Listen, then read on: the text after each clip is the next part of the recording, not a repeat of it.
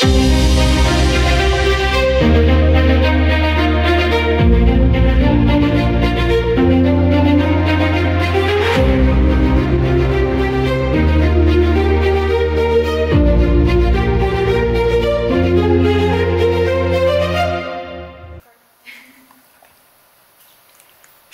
dan salam damai. Selamat bertemu kembali di Wacana Firman musim ketiga. Puji Tuhan, sekali lagi kita dapat bertemu dan mengadakan perbincangan Alkitabiah dan juga ilmiah. Dan di episode kali ini, topik kita sangat mencabar dan sangat menarik. Tapi puji Tuhan saya percaya kita sudah bersedia untuk berbincang topik ini. Topiknya ialah Maria dihamili. Oke, ya memang benar Maria ini menjadi hamil. Maria di sini adalah yang dimaksudkan ibu kepada Yesus. Maria memang menjadi hamil. Kita tidak nafikan itu. Cuma muncul satu isu dari cerita Maria menjadi hamil ini. Dan isunya berbunyi seperti ini. Kalau betul kita semua ini anak-anak Tuhan, itu bermaksud Tuhan telah mengandungkan anaknya sendiri, Maria. Bukankah Tuhan itu jahat? Jadi ini saya pikir satu isu yang sangat serius dan sangat bahaya dan boleh menjatuhkan iman juga. Jadi ada baiknya kalau kita mengundang Roh Kudus terlebih dahulu dan saya menjemput Dr. Gerard untuk doa pembuka. Bapa di surga, kami memohon Roh Kudus-Mu untuk mengajar kami, memimpin fikiran kami, agar kami boleh mengupas, membincangkan isu ini. Kami memerlukan hikmat daripada-Mu. Biarlah para pendengar yang mendengar, menyaksikan perbincangan ini juga akan diberkati. Terima kasih ya Tuhan, sampai Engkau mendengar ini dalam nama Yesus. Amin. Amin. Terima kasih Dr. Gerard. Baiklah. Pertama sekali, dari soalan ini kita boleh lihat ada isu di mana Tuhan ini mengandungkan anaknya sendiri. Sepertinya konsep ini datang dari pemahaman manusia yang mana mengatakan, okay, this is morally wrong. Di mana Bapa mengadakan atau membuat hubungan seksual dengan anaknya sendiri. Nah, persoalannya, adakah salah untuk mengadakan hubungan seksual dengan anak sendiri? Saya sudah jawaban saya tersendiri dan saya percaya semua kita paham. Tapi untuk benar-benar melihatlah kan, adakah betul atau salah? So, adakah salah untuk mengadakan hubungan seksual dengan anak sendiri? Ya, silakan para panel. Ya, saya rasa itu adalah salah satu basic knowledge lah untuk kita semua. Mungkin kita boleh mengatakan juga anak sendiri, adakah ada dari segi anak angkat ataupun dari segi biologikalnya. Tapi kalau dari segi biologinya, sememangnya tidak boleh dan tidak disarankan. Bukan saja tidak disarankan, memang tidak boleh. Tidak boleh lah. Kalau kita melihat konteks sains, dan saya bukan juga seorang sains, tapi saya tahu sedikit sebanyak mengenai sains, di mana kalau saudara rapat pun apabila mereka bersetubuh dan mereka berkawin timbul mungkin penyakit begitu, itu yang dikabarkan dan tidak disyorkan untuk itu bersetubuh ataupun berkawin dengan saudara yang terdekat. Tetapi ini anak sendiri, saya rasa lagi tidak disyorkan, tetapi di dalam konteks sains dan mungkin dalam konteks Alkitab kita memang tahu, memangnya kita boleh lihat banyak dikatakan di dalam Imamat 18, banyak yang mengatakan di sana, saudara sendiri janganlah kau tidur, maupun dengan kakak angkatmu ataupun semua begitu. Dan ini bercakap pasal anak sendiri, biologi anak sendiri, sememangnya tidak disyorkan, tidak boleh, dan sangat-sangat tidak boleh. Ada baiknya kalau kita buka dalam Imamat 18. Saya percaya saudara Jason tadi mengatakan Imamat 18. Mungkin Alex boleh tolong bacakan dari ayat pertama sehingga ayat ke-6. Baiklah. Imamat 18 ayat 1 hingga 6. Tuhan berfirman kepada Musa, berbicaralah kepada orang Israel dan katakan kepada mereka, Akulah Tuhan Allahmu. Janganlah kamu berbuat seperti yang diperbuat orang di tanah Mesir, di mana kamu diam dahulu. Juga janganlah kamu berbuat seperti yang diperbuat orang di tanah Kanaan, kemana aku membawa kamu. Janganlah kamu hidup menurut kebiasaan mereka. Ayat 4, kamu harus lakukan peraturanku dan harus berpegang pada ketetapanku dengan hidup menurut semuanya itu. Akulah Tuhan Allahmu.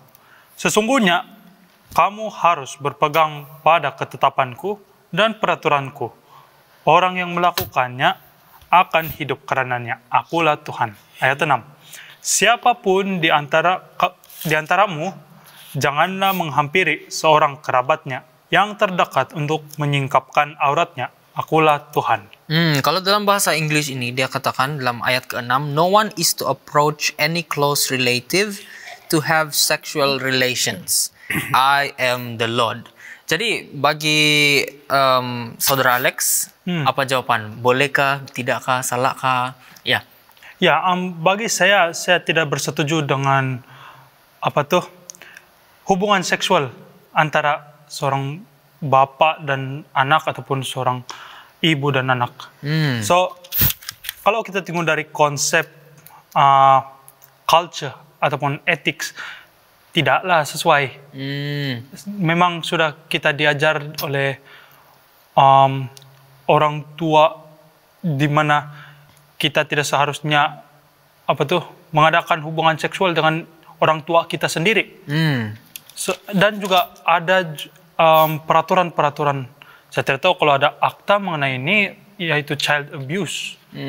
Ya, di mana ibu atau bapak mendera anak mereka ataupun telah menggoda anak mereka untuk mengadakan hubungan seksual. So, dari sudut etik, dari sudut culture ataupun budaya, saya tidak setuju. Memang tidak setuju dengan hubungan seksual di antara ibu atau bapak dengan anaknya. Anak sendiri. Kalau kita terus membaca dalam Imamat 18, sebenarnya kita boleh lihat beberapa case lah ditulis untuk kita di sini. Jangan buat hubungan seksual dengan ibumu, istri bapamu, juga kepada bapak punya anak, father's daughter bilang, or your mother's daughter. Banyaklah case-nya di sini, tetapi saya pikir dirangkumkan dalam ayat ke-6. Ayat ke-6 dia sudah terang-terang mengatakan no one is to approach any close relative.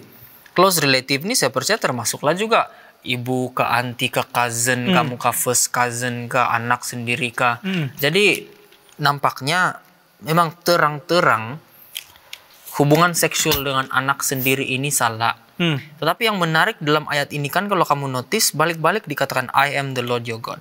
I am the Lord your God. I am the Lord. Rasa-rasanya kenapa ya dikaitkan peraturan di mana dia mengatakan jangan buat ini, jangan kamu ikut ke practice Egyptian to Canaan also, ini pagan people, jangan kamu ikut ini, do not follow their practices, mesti kamu turuti hukumku. Kemudian ada dimension I am the Lord your God. Kenapa rasa-rasanya ya? Mungkin Dr. Gerard ada pencerahan. Itu yang disebut oleh Tuhan pada awalnya ketika Tuhan menyatakan ataupun memulakan ikatan perjanjian itu kepada bangsa Israel. Dia adalah Tuhan, bangsa Israel itu adalah umat-umatnya. Dan kalau kita lihat pada awal buku Imamat juga kita melihat pengulangan ini. Be holy because I, the Lord your God, am holy. Kuduslah sebab aku, Tuhan Allahmu adalah kudus. Perkataan akulah Tuhan itu menjadi dasar kepada apapun perbuatan yang kudus oleh bangsa Israel. Dan apabila Tuhan mengatakan hal yang negatif dan mengatakan bahwa I am the Lord, itu adalah satu reason ataupun motivasi ataupun rasional kenapa mereka seharusnya jangan lakukan seperti itu sebab Tuhan adalah kudus. Oke. Terima kasih. Nah, disebut di sini ada mengenai hubungan seksual. Dan saya pikir ada baiknya juga kalau kita betul-betul kategorikan dan kita paham supaya kita semua ini berada dalam boat yang sama, dalam in the same page, dan kita paham apa sebenarnya yang kita maksudkan di sinilah. So berdasarkan beberapa terjemahan atau maksud atau definisi yang saya jumpa di dalam internet, sexual relation ini atau hubungan seksual boleh juga didefinisikan sebagai pertama, the act of engaging in sexual intercourse. Intercourse di sini ini bermaksud persetubuhan lah. Dimana kalau dalam sains itu kita sudah belajar the normal way atau yang cara normal, cara yang telah ditetapkan oleh Tuhan kepada manusia supaya boleh terus berterusan generasi adalah dimana itu penis akan masuk dalam vagina lah, dan kemudian apabila sperm itu dilepaskan dan bergabung dengan egg, maka ya kita tahu proses sainsnya itu kan ada zygote, kemudian hamillah perempuan itu. Jadi ini salah satu definisi hubungan seksual. Ada juga mengatakan dalam website lain di mana dia mengatakan sexual relations means sexual intercourse, itu sudah kita sebut tadi, or the touching of an intimate part of another person for the purpose of sexual arousal, sexual gratification, or sexual abuse. Arti kata lain, dia tidak semestinya sexual intercourse sahaja baru kita boleh katakan oke, ini hubungan seksual. Menurut yang definisi yang seterusnya ini, yang definisi kedua, dikatakan menyentuh bahagian-bahagian private juga, intimate part, untuk sebab tertentu yang dia katakan di sini, sexual arousal, sexual gratification, sexual abuse pun dikira hubungan seksual juga. Dan kita tahu intimate part ni, private part ni, kalau wanita kita tahulah bagian dadanya, di bawah bagian vagina, dan mungkin di belakang juga punggung. Tetapi kalau kita ambil dari purposes dia saja tu, purpose of sexual arousal, sexual gratification, juga abuse, bermaksud boleh saja dia sentuh tangan pun kalau ini membawa sexual arousal ke sexual gratification, bermaksud ada hubungan seksual lah.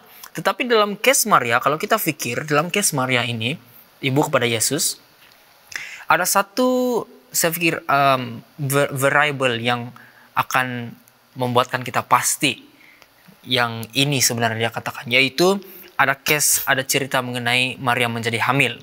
Dan kita tahu kalau pegang tangan saja memang tidak akan hamil. Ya. Jadi saya pasti apa yang dimaksudkan dalam hubungan seksual di sini adalah itu yang pertama, engaging in sexual intercourse. Sexual intercourse, hubungan seksual bersetubuh.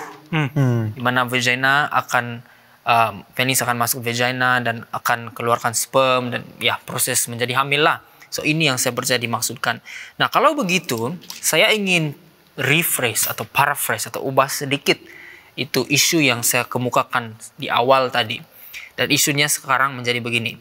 Kalau betul kita ini anak-anak Tuhan, itu bermaksud Tuhan telah melakukan hubungan sexual intercourse dengan anak dia sendiri, yaitu Maria. Therefore, oleh itu, Tuhan itu Tuhan yang jahat. Tuhan yang telah melakukan sesuatu yang secara moralnya memang salah. Berdasarkan Imamat 18 pun kita sudah lihat tadi. Jadi apakah argumen-argumen yang kita boleh berikan untuk menjawab atau untuk memberi perspektif kepada isu ini yang telah saya kemukakan sebentar tadilah? Apa yang kita boleh katakan ya untuk defense? Sebab saya percaya sebenarnya Tuhan itu Tuhan yang baik, dan dia tidak mengadakan hubungan seksual dengan Maria. Jadi apakah mungkin argumen-argumen? Mungkin kita boleh lihat, ada baiknya kalau kita lihat naratif itu sendiri ya.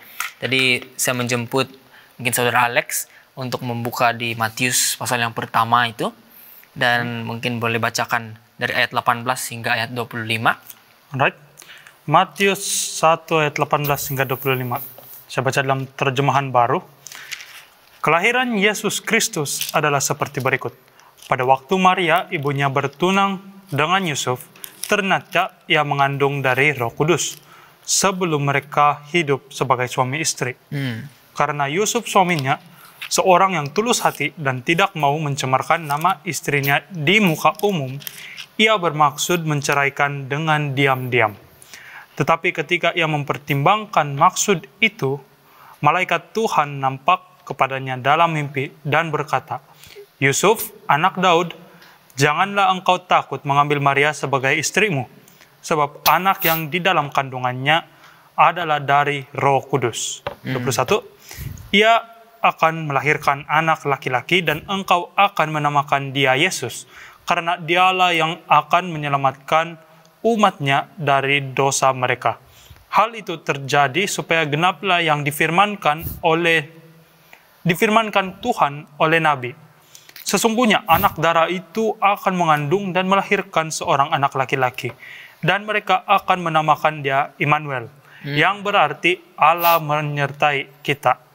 Sesudah bangunlah dari tidurnya, Yusuf berbuat seperti yang diperintahkan malaikat Tuhan itu kepadanya.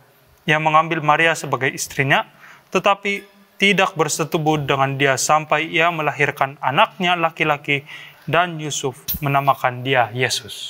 Terima kasih. Jadi apa yang Saudara Alex boleh lihat dari petikan ini? Adakah dikatakan Tuhan bersetubuh dengan Maria? Ya, dari petikan ini saya tidak nampak, tidak melihat sesuatu pernyataan pun di mana ia mengatakan bahwa Tuhan datang di bumi ataupun Tuhan turun dari sorga dan bersetubuh dengan Maria. Even kalau kita lihat dalam ayat 25, Yusuf tidak pun bersetubuh dengan Maria. Sehinggalah anak laki-laki itu dilahirkan. Dan seperti saya ini ada connection dengan yang ayat 23 di mana dikatakan ada itu full prophecy yang mana that virgin will conceive. Iya. Kalau kita lihat dalam buku Yesaya, kita sudah melihat janji Tuhan. Janji Tuhan kepada umat Israel bahwa seorang penyelamat akan datang. Seorang akan dilahirkan melalui seorang anak darah ataupun virgin lah. Ya. Jason. Saya melihat juga dalam soalan ini, kalau kita kasih kait dengan ayat yang sudah dibaca tadi, seakan-akan dia sudah mengandung, tetapi si Mary ataupun Maria masih anak darah. Seakan-akan equation di situ tidak logik. Patutnya sudah mengandung, sepatutnya sudah sexual intercourse, dan sudah tidak darah lagi. Tapi dalam ayat ini seakan-akan, wah, macam mana kita mau paham dengan case ini? Kalau kita bawa cerita ini, kita bawa kepada masa sekarang, saya rasa boleh make sense sedikit, di mana perempuan yang darah saja pun boleh mengandung, sebab dengan saintifik yang sekarang ini teknologi sekarang kita boleh kasih jarum dia, dan dengan itu perempuan yang darah itu boleh saja mengandung. Tapi dalam saat ini pada zaman buku Matius ini seolah-olah tidak make sense lah, tidak maksudnya macam mana itu begitu. Jadi mungkin ada baiknya juga kalau kita lihat cerita yang di Lukas pula. Sebab di Lukas, buku Lukas juga ada memberikan kita cerita kelahiran Yesus dan bagaimana ibunya itu menjadi hamil. Dan kita lihat kalau kita boleh lihat apa-apa perkataan atau ide yang memberi kita suggest kepada kita yang Tuhan telah bersetubuh dengan Maria kalau ada. So kita lihat sama-sama, dan mungkin saya minta Saudara Jason untuk baca Lukas 1 ayat yang ke-26 sehinggalah ayat ke-38. Oke. Lukas 1 ayat 26 hingga 38 saya membaca. memberitahu tentang kelahiran Yesus. Ayat 26, dalam bulan yang ke-6, Allah menyuruh malaikat Gabriel pergi ke sebuah kota di Galilea bernama Nazaret kepada seorang perawan yang bertunangan dengan seorang bernama Yusuf dari keluarga Daud. Nama perawan itu Maria. Ketika malaikat itu masuk ke rumah Maria, ia berkata, "Salam, hai engkau yang dikaruniai, Tuhan menyertai engkau." Maria terkejut mendengar perkataan itu, lalu bertanya di dalam hatinya, "Apakah arti salam itu?" Kata malaikat itu kepadanya, "Jangan takut, hai Maria, sebab engkau beroleh kasih karunia di hadapan Allah. Sesungguhnya engkau akan mengandung dan akan melahirkan seorang anak laki-laki, dan hendaklah engkau menamai dia Yesus. Ia akan menjadi besar dan akan disebut Anak Allah yang Maha Tinggi, dan Tuhan Allah akan mengaruniakan kepadanya takhta Daud bapa leluhurnya, dan ia akan menjadi raja atas kaum keturunan Yakub sampai selama-lamanya, dan kerajaannya tidak akan berkesudahan." Kata Maria kepada malaikat itu, "Bagaimana hal itu mungkin terjadi, karena aku belum bersuami?" Jawab malaikat itu berkata, "Roh Kudus akan turun atasmu, dan kuasa Allah yang Maha Tinggi akan menaungi engkau. Sebab itu, anak yang akan kau lahirkan itu akan disebutkan kudus, Anak Allah. Dan sesungguhnya Elisabet, sanakmu itu, ia pun sedang mengandung seorang anak laki-laki pada hari tuanya, dan inilah bulan yang ke-6 bagi dia, yang disebut mandul itu. Sebab bagi Allah tidak ada yang mustahil." Kata Maria, "Sesungguhnya aku ini adalah hamba Tuhan, jadilah padaku menurut perkataanmu itu." Lalu malaikat itu meninggalkan dia. Terima kasih saudara Jason. Jadi dari petikan ini pun, dan kita consider kedua-duanya lah, dari Matius dan Lukas ini, adakah sebarang perkataan atau konotasi atau idea gambaran yang memberikan kita idea bahwa Tuhan ini dia mengadakan hubungan seksual dengan Maria? Adakah Dr. Gerard? Tidak ada kelihatan apa-apa perkataan itu di sana. Cuma Roh Kudus itu dikatakan turun atasmu, dan kuasa Allah yang Maha Tinggi akan menaungi engkau. Itu sahaja. Bagaimanapun itu dilihat oleh sebahagian orang dalam pandangan kemanusiaan, sehingga akan mereka menganggap itu adalah satu proses yang seperti manusia juga. Bagaimanapun kita lihat pada ayat yang seterusnya, ayat yang ke-6 itu dengan jelas mengatakan tidak ada mustahil bagi Allah. Kalau Elisabet pun boleh mengandung, sesuatu yang sukar dijelaskan oleh manusia itu boleh berlaku juga terhadap Maria. Tapi bukan dengan cara manusia, sebab tidak ada disebut di sana dengan cara manusia. Terima kasih Dr. Gerard. Jadi kalau kita ingin mengatakan bahwa Maria ini dihamili oleh Tuhan dengan cara hubungan seksual, itu kita melihat dari cerita ini sendiri tidak ada, memang tidak ada. Ya, jadi kita tidak boleh mengatakan Tuhan itu datang ke bumi mengadakan hubungan seksual dengan Maria. Dan ini saya pikir membawa kepada argumen yang seterusnya, yaitu perkataan perawan ataupun virgin. Konsep ini, kalau betul lah kan Tuhan telah datang ke bumi pada waktu itu dan mengadakan hubungan seksual kepada Maria, bermaksud dia ini bukan lagi virgin, bukan lagi perawan. Dan saya ingin memberi definisi terlebih dahulu lah perkataan virgin ini atau perawan atau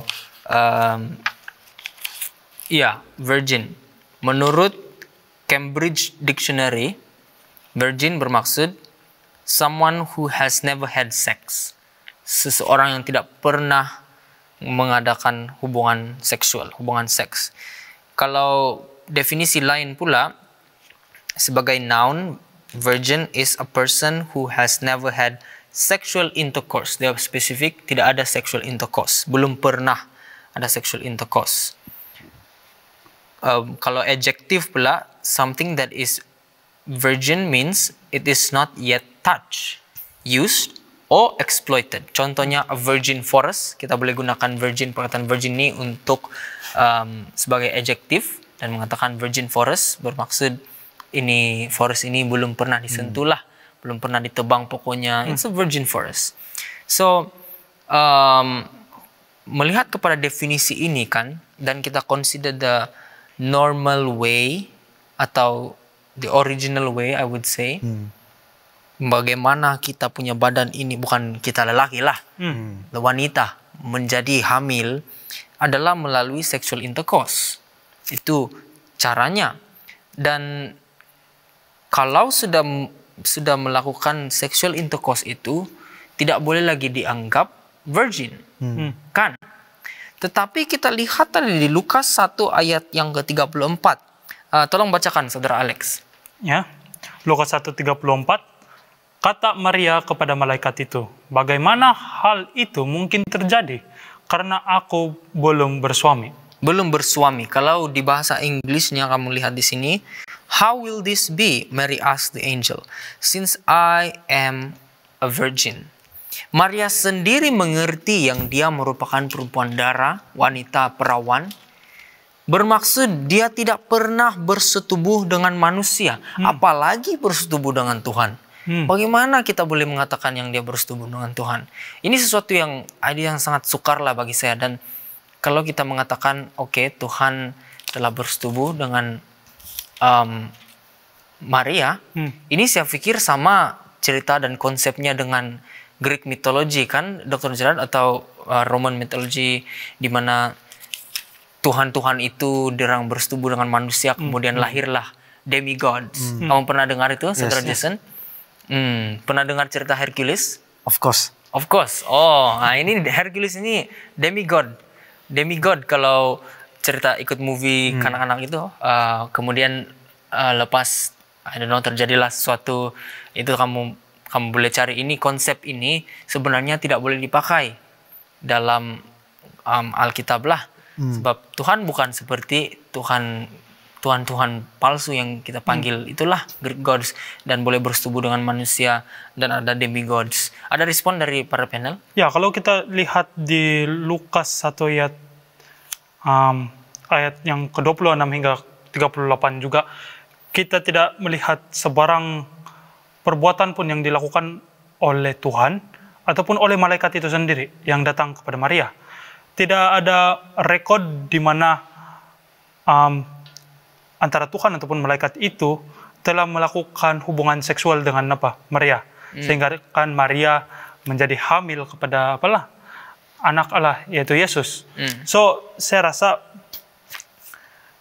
apabila Maria mengatakan bahwa dia itu masih lagi anak darah ataupun masih lagi perawan, dia juga sudah selidiki diri dia, selidiki dari masa lalu dia, sehinggalah pada masa itu, masa penemuan dia dengan malaikat Gabriel itu, dia tidak mempunyai sebarang rekod di mana dia pernah mengadakan hubungan seksual dengan sesiapapun, terutamanya kepada bakal suami dia itu.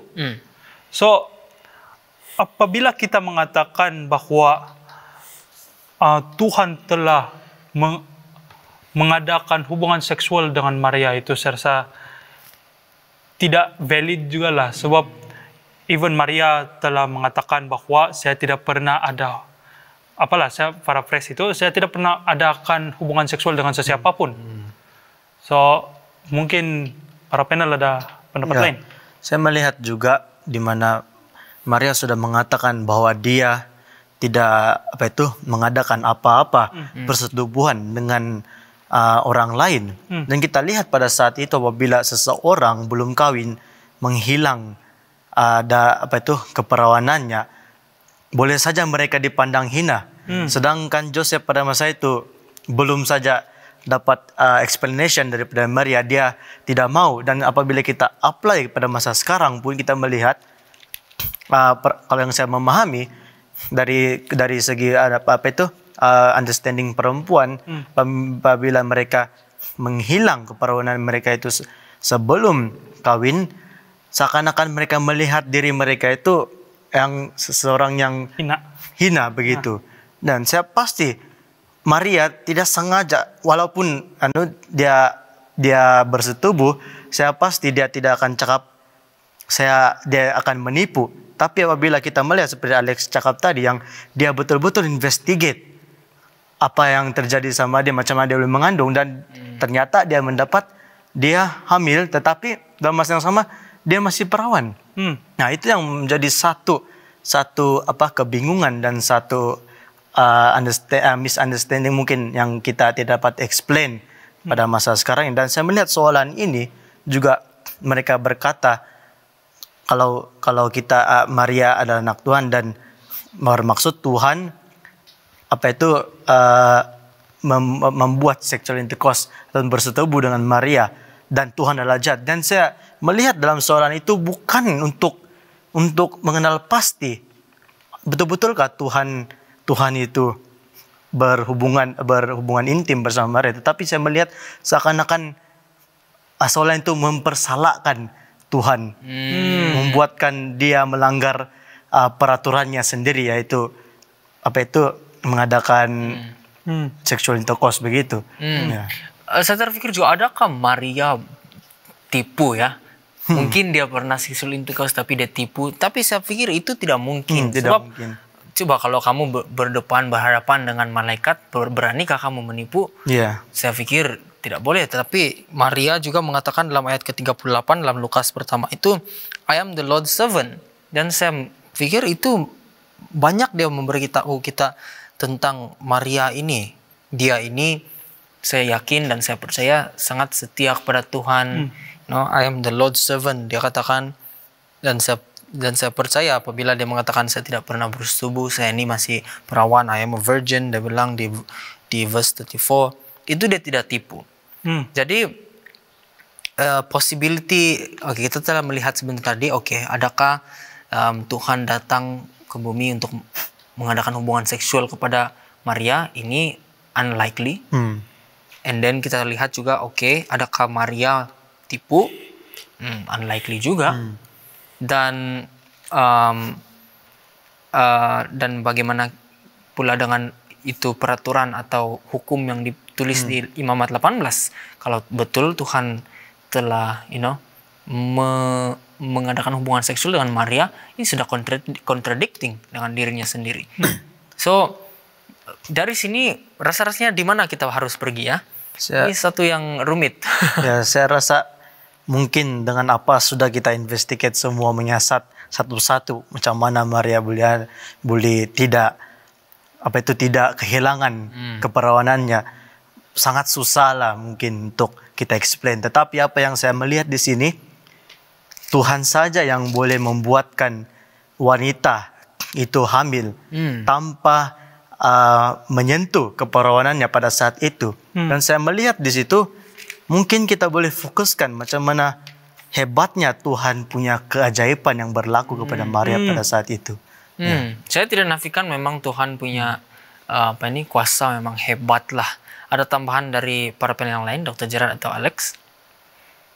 Ya, kalau kita lihat Yesaya 40 ayat 13 hingga 14, langkah baiknya kita buka dulu Yesaya 40 ayat 13 dan 14.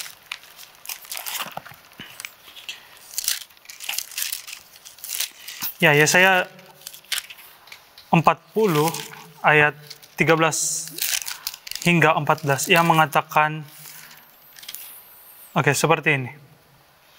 Siapakah yang dapat mengatur roh Tuhan atau memberi petunjuk kepadanya sebagai penasihat? Kepada siapa Tuhan meminta nasihat untuk mendapat pengertian, dan siapa yang mengajar Tuhan untuk menjalankan keadilan? Atau siapa mengajar dia pengetahuan dan memberi dia petunjuk supaya ia bertindak dengan pengertian? So dari ini dia di sini bermaksud Tuhan lah. So Tuhan mengatakan bahwa tidak ada yang di atas dia, tidak ada yang mampu mengatasi pengetahuan ataupun mengatasi semua tingkah laku, semua decision yang dia lakukan, termasuklah untuk menghamilkan Maria lah. Even dalam ayat 37, Lukas 1 ayat 37 tadi mengatakan, bagi Tuhan tidak ada yang mustahil. So, apabila kita melihat sesuatu yang pelik ataupun sesuatu yang memang melanggar hukum culture lah, culture kita coba ingat kembali akan karakter Tuhan. Karakter Tuhan yang agung ataupun yang tertinggi daripada manusia itu.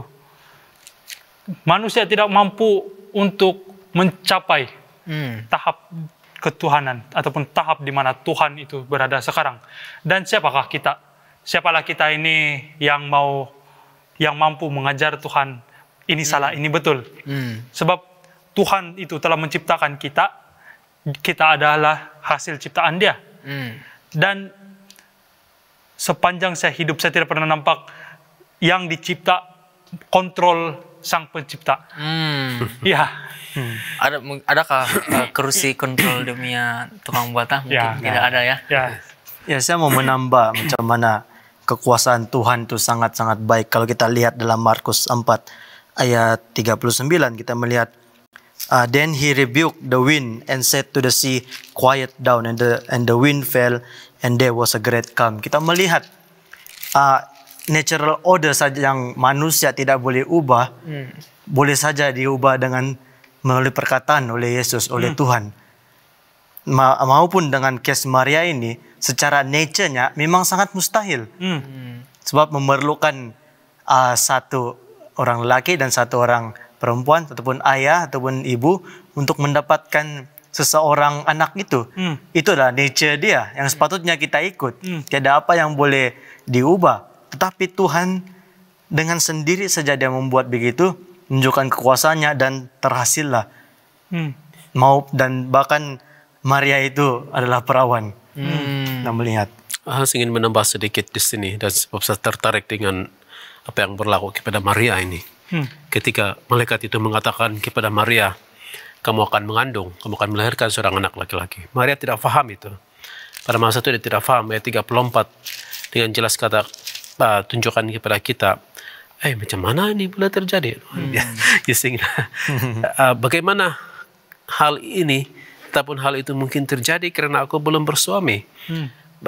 Pada pandangan manusia, dan ungkapan Maria itu mewakili semua manusia yang tidak percaya kepada supernatural event. Kita akan bertanya, bagaimana hal itu boleh terjadi sedangkan dia tidak bersuami? Di sebalik konotasi itu juga adalah satu stigma lah bagi mereka yang mengandung tanpa ada suami ataupun mengandung sebelum berkahwin pada masa itu. Sebab kita melihat bagaimana cerita itu secara diam-diam Yusuf bahwa menceraikan dia. Tapi itu beside the story. Kita di skala diskusi kita ini, Maria sendiri tidak memahami itu. Tetapi jawaban malaikat itu kepada Maria sangat membuka minda kita. Salah satu daripada yang disebut itu, bagi Tuhan tidak ada yang mustahil. Dan di sana saya pikir kita harus shift kita punya pikiran sebagai manusia, melihat itu pada menerima satu-satu kebenaran itu karena panca indera kita saja. Kita punya senses. Itu manusia, tetapi saya pikir kita harus shift itu apabila malaikat mengatakan bagi Allah tidak ada mustahil. Ini yang berlaku, dan Tuhan mempunyai intention untuk melakukan hal sedemikian. Sebab ini semua berlaku atas kehendak Allah, bukan kehendak manusia. So di sana kita harus shift ke arah more toward apa yang di-intend ataupun diniatkan oleh penulis Alkitab ini, yang mau ditunjukkan kepada pembaca pada hari ini mengenai kedatangan Yesus. Saya pikir kenapa isu yang dikemukakan di awal tadi kan dia macam salah, sebab ini pemahaman kita manusia secara moralnya memang salah. Dan sebenarnya berdasarkan Imamat 18 juga memang salah bersetubuh mengadakan hubungan seksual dengan keluarga-keluarga terdekat. Kita boleh lihat nanti di Imamat 18 sebenarnya banyak kategori-kategori, tetapi yang paling jelas di ayat ke-6 dia bilang relative no. So kita boleh lihat ini memang perbuatan yang salah, tetapi kenapa di isu tadi ini sepertinya dia mau tembak Tuhan, sebab sepertinya Tuhan ini kan dia drag down, dia bawa menjadi sebagai manusia dan melihat dia telah memperkosa anaknya sendiri, Maria. Jadi itu yang membuatkan ada isu, saya pikir. Ya, ada respon dari para panel? Ya, saya pikir kalau kita bawa Tuhan untuk masukkan ke dalam dunia kita dan kita explain mengikut knowledge kita sendiri, ini saya rasa sangat salah lah. Boleh juga kita explain sedikit-sedikit, tetapi kalau kita try to explain dalam case Maria ini sangatlah tidak kesesuaian, sebab knowledge yang kita ada ini sangat limited, dan kita tahu Tuhan punya knowledge itu sangat tinggi, dan untuk membawa Tuhan ke dalam dunia ini, bukan maksud ke dalam dunia ini, masuk ke dalam kita punya pengetahuan ataupun equation kita ini sangatlah tidak patut, sebab dalam equation kita ini tidak seharusnya ada Tuhan untuk diexplainkan dalam situ, dan sangatlah susah. Ya, saya juga terpikir apabila melihat soalan ini seolah-olah orang yang bertanya ini ataupun isu yang karena timbul ini macam dia mau penjelasan sains. Dia bukan juga mau cakap yang Tuhan itu tidak ada dalam itu soalan, tapi dia mau penjelasan daripada sudut sains. Saya pikir bukan juga dia minta dari sudut sains, tapi mungkin sebab dia membuat ini soalan kan dengan perandaian yang memang sudah salah, Pak. Dia mengandaikan yang Tuhan ini seperti manusia, dan kalau dia Bapa, kita manusia, anak-anak, maka dia dan Maria ini dia telah memperkosakan Maria, atau dia telah menghamili, telah mengandungkan Maria, dan ini yang dia lihat salah, dan maka saya tidak akan percaya Tuhan. Tetapi itu saya pikir ya ini perandaian yang salah, di mana dia melihat Tuhan itu manusia.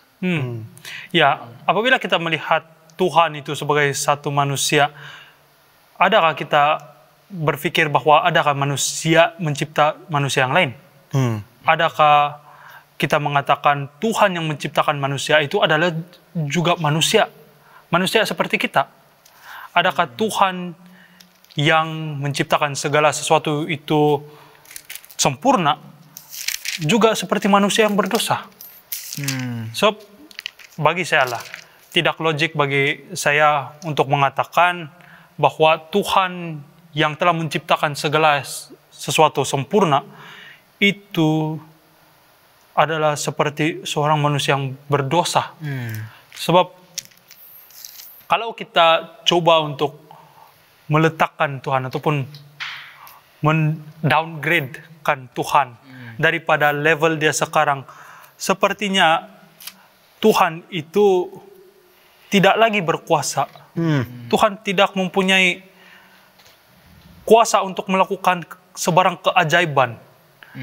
Keajaiban yang kita lihat dari pengalaman Maria itu sepertinya kejahatan sudah. So, apabila kita melihat Tuhan itu sebagai manusia, maka pengalaman ini juga otomatis kita akan berpikiran bahwa perbuatan menghamilkan Maria ini sesuatu perbuatan yang salah. So, apabila kita harus biarkan Tuhan untuk describe diri dia sendirilah kepada kita, biar dia yang lakukan penjelasan mengenai siapa dia. Siapa dia di dalam pemikiran kita.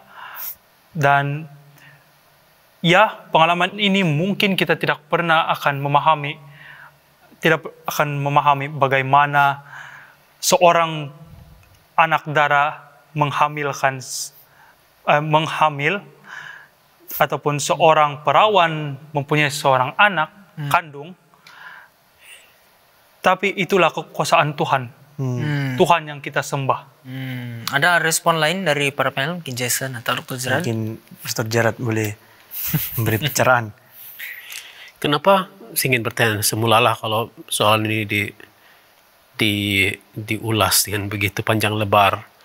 Soalan yang kita tanya semula adalah apakah satu-satunya cara seorang itu hamil adalah dengan cara manusia? Kalau Tuhan terlibat, kita tidak perlu melihat bahwa dia harus menghamilkan seseorang dengan cara manusia. Tidak semestinya, tidak seharusnya dia mengikut seperti itu dan dia boleh melakukan apapun cara dia. Kita lihat kalau dia boleh mencipta manusia, kenapa dia tidak boleh terlibat dalam procreation? Dan dalam konteks ini sangat-sangat penting, sangat-sangat signifikan di dalam sejarah dan dalam konteks keselamatan manusia. Sebab Yesus datang, Tuhan datang dalam bentuk manusia, menjelma di antara manusia melalui seorang perempuan yang perawan, dan dia tidak dicemari oleh kehendak manusia, yaitu lelaki di dunia ini. Dia adalah kehendak Allah. Allah yang menghendaki agar perawan itu melahirkan anak tanpa ada apa-apa hubungan dengan lelaki lain, dan itu menjadikan Yesus yang dilahirkan itu sebagai Tuhan yang kudus, yang tidak dicemari oleh kehendak manusia, dan bila dia lahir dan dia hidup sebagai manusia, kita memahami bahwa dia adalah sepenuhnya Tuhan, pada masa yang sama dia juga adalah sepenuhnya manusia. Terima kasih Dr. Gerard. Dan saya mendengar sebentar tadi ada di mana Dr. Gerard mengatakan plan of salvation. Dia Tuhan melakukan ini untuk plan of salvation. Dan saya pikir itu sangat penting. Plan of salvation sangat penting kita ingat dan harus ada dalam minda kita, sementara kita mempelajari juga apa yang telah Tuhan lakukan dalam cerita inilah. Dan kalau kita lihat di ayat yang ke-28, Lukas 1 ayat 28, ini dalam bahasa Inggris dikatakan greetings, ini malaikat itu mengatakan pada Maria, greetings you who are highly favored, the Lord is with you.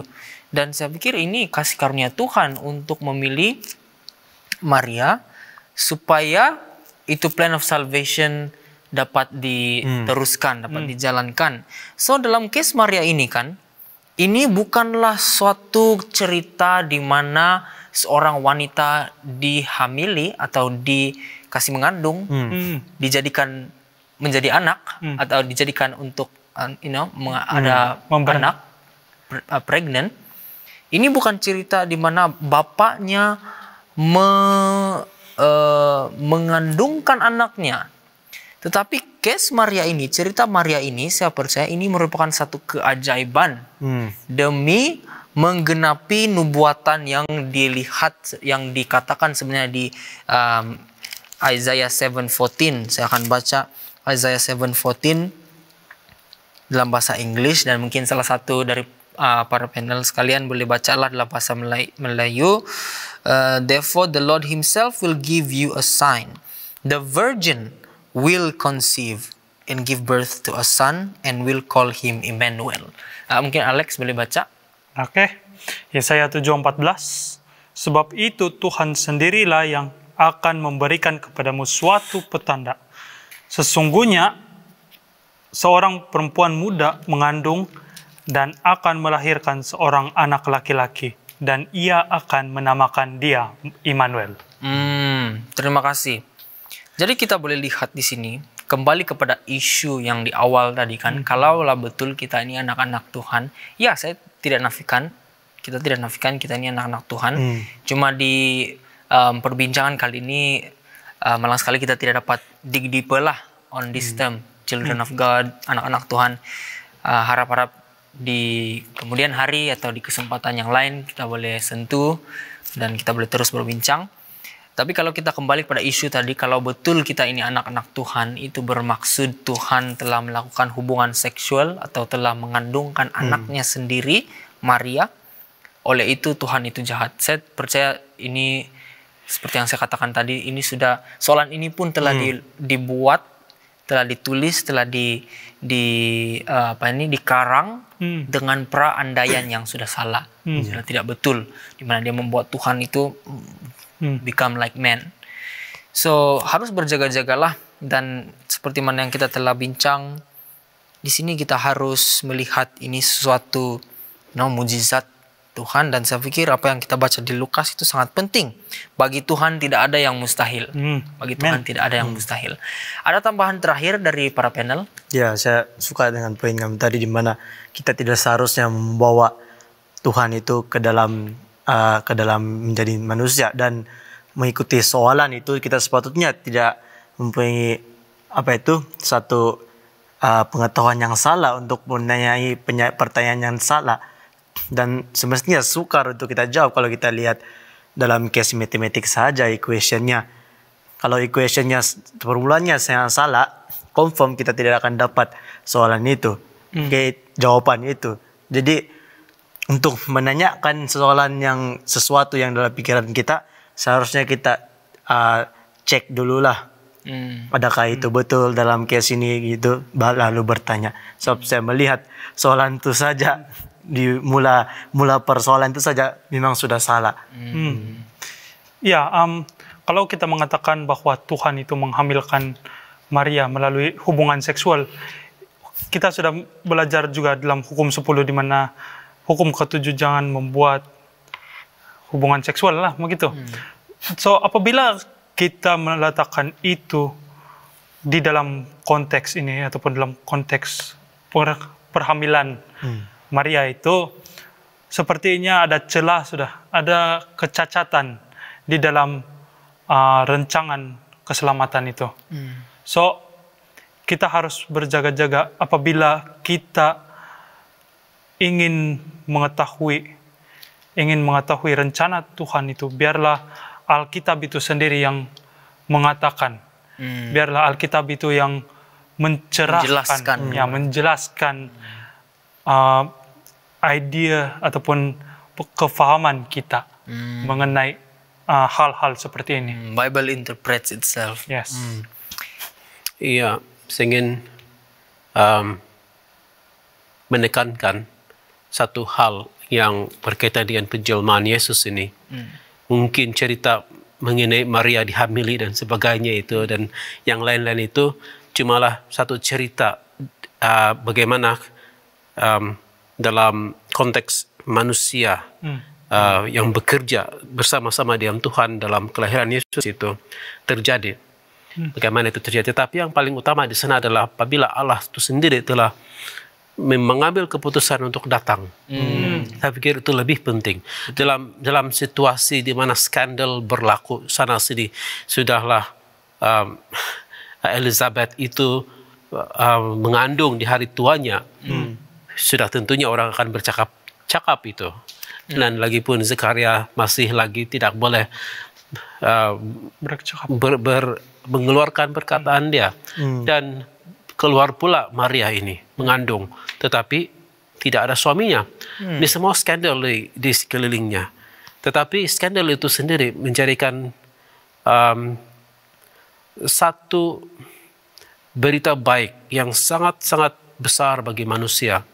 Sebab Allah sendiri telah datang dan dilahirkan sebagai manusia melalui seorang perawan yang telah dipilih oleh Tuhan sendiri, bukan accident, dipilih oleh Tuhan dengan cara yang istimewa. Dan Tuhan datang dan menggenapi nubuatan dan seterusnya akan membayar apapun hutang dosa itu. Kita panggil hutang lah. Hutang dosa itu ke dalam hidupnya ketika dia mati di kayu salib untuk membayar bagi kita semua, untuk mati bagi kita semua. Dan saya pikir itu yang lebih penting daripada berfokus kepada skandal tersebut. Terima kasih Dr. Gerard. Setelah mendengar perbincangan kita ini, wah, saya secara pribadi sangat bersyukurlah sebab Yesus datang. Sebab Tuhan sendiri telah setia menggerakkan rencana keselamatan ini, sehinggalah hari ini kita mempunyai harapan dalam Yesus Kristus, dan saya percaya itu lebih penting, dan kita moga-moga kita terus berpegang teguh pada Yesus, terus percaya, dan saya percaya nanti di akhirnya nanti kita akan berjumpa. Kalau bukan di sini, kalau bukan di Sabah, kalau bukan di tempat lain, kalau bukan di rumah Jason, kita akan berjumpa di surga nanti. Oke, terima kasih untuk perbincangan itu. Saya percaya topik ini sangat penting, walaupun rumit case-nya, agak sukar perbincangan, tetapi saya percaya ini buat masa inilah sudah memadai dan akan membuka lebih banyak lagi perspektif dan akan membuat kita untuk lebih matang dalam pemikiran kita dan juga ilmu pengetahuan kita ya. Jadi puji Tuhan, kita telah sampai di penghujung episode kali ini, perbincangan kali ini, dan saya menjemput Alex untuk berdoa. Mari kita berdoa. Ya Tuhan, Bapa kami bersyukur ya Tuhan karena Engkau telah beserta dan kami telah memberikan kami ilmu, akal budi, dan pengetahuan untuk menyelam mengenai isu ini, di mana Maria dihamili. Kami terus berserah kepadamu ya Tuhan, karena segala sesuatu perkara kami mungkin ada kemuskilan, mungkin ada sebarang sesuatu yang kami tidak memahami, tapi kami percaya hanya Engkau mempunyai penjelasan dan mempunyai jawaban bagi segala sesuatu persoalan yang kami ada. Kami percaya Tuhan, rencana-Mu itu lebih baik daripada pengetahuan duniawi kami ya Tuhan.